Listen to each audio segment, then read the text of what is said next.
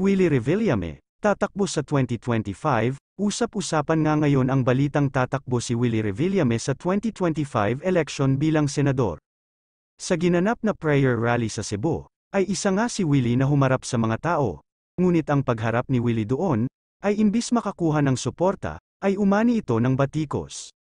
Dahil sa ugaling pinakita ng host, na tila ay nasa studio lang ng Wawawin, harap-harapan niyang pinagsabihan ang nasa production crew na nakamic pa, sa kagustuhan ni Willie na maging dramatic ang programa sa pamamagitan ng pagpatay sa ilaw, at tanging ilaw lang ng cellphone mula sa audience ang gagamitin. Nangyari nga ito. Ngunit napahiya na nga ang ilang crew dahil doon. Dagdag pa ang tila hindi akmang pagsasayaw ng mga dancers ni Willie, prayer rally, ngunit may mga sumasayaw at nagdadamit sexy. Binatikos si Willie dahil sa kagaspangan at barubal na ugali na pinakita sa mga tao. Papaano pa kaya kung manalo ito sa eleksyon?